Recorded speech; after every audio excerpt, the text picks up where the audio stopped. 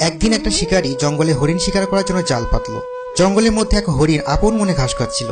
শিকারীর পায়ের শব্দ শুনে হরিণটি দৌড় শুরু করলো এবং শেষ পর্যন্ত শিকারীর জালে আটকা পড়ে গেল। শিকারী হরিণটিকে নিয়ে যেতে পারছিল না, কারণ হরিণটি অনেক ভারী ছিল, তাই টানতে টানতে নিয়ে যাচ্ছিল। এক সময় শিকারী হয়রান হয় এবং হরিণটিকে একটি গাছের সাথে বেঁধে চলে যায়।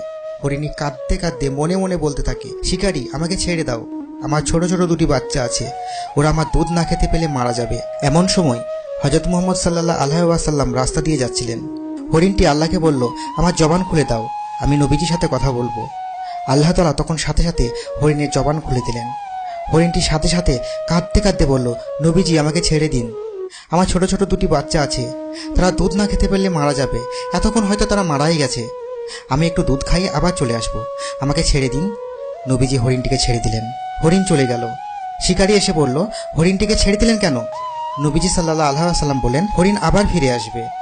শিকারী তখন অনেক রেগে গেল এবং সে বলল, আপনার কি মনে হয় হরিণ আবার ফিরে আসবে? এইভাবে সে নবীজিকে উপহাস করতে লাগলো।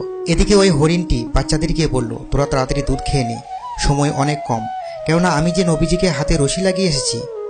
বাচ্চারা তার মাকে বলল, আমরা তোমার দুধ খাবো না, তুমি নবীজির হাতে রশি লাগিয়েছো, আমরা তোমার দুধ খাবোই না, চলো নবীজির কাছে চলো, আমরা সবাই ক্ষমা চাইবো, যদি নবীজি তোমাকে মাফ করে দেয় তাহলে আমরা তোমার দুধ খাবো। তখন হরিণ ও তার বাচ্চা দুটিকে নিয়ে নবীজির কাছে চলল। শিকারী দেখলো একটি হরিণ গিয়েছিল আর এখন 3টি হরিণ এসেছে।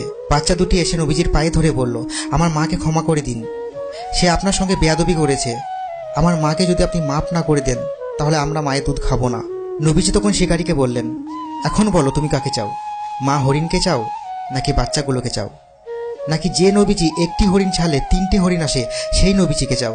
তখন শিকারী বলল, আমি আপনাকে চাই, যে নবীজি একটি হরিণ ছাড়লে 3টি হরিণ আসে আমি তাকেই চাই।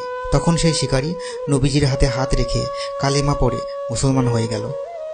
হরিণ যদি তার সমস্যা দূর করতে পারে, শিকারী যদি ঈমান আনতে পারে, আমরা কেন পারি না? আমরা নবীজিকে দেখিনি ঠিকই আছে, কিন্তু ওনার দেওয়া পথ, ওনার উপদেশ এবং ওনাকে অনুসরণ করলে আমাদের সমস্ত সমস্যা দূর হয়ে যাবে। আসুন আমরা সবাই নবীজির কথা মতো চলি এবং জীবনকে সুন্দর করে তুলি। আল্লাহ যেন আমাদের সবাইকে হেদায়েত দান করুন, আমিন। এখনো পর্যন্ত আমার চ্যানেলে যারা সাবস্ক্রাইব করেননি তারা আমার চ্যানেলটি সাবস্ক্রাইব করুন এবং পাশে বেল আইকনটি প্রেস করুন। এছাড়া নতুন নতুন ভিডিও পেতে আমার ফেসবুক পেজে লাইক দিতে পারেন। ডেসক্রিপশন এবং কমেন্ট বক্সের মধ্যে লিংক দেওয়া আছে।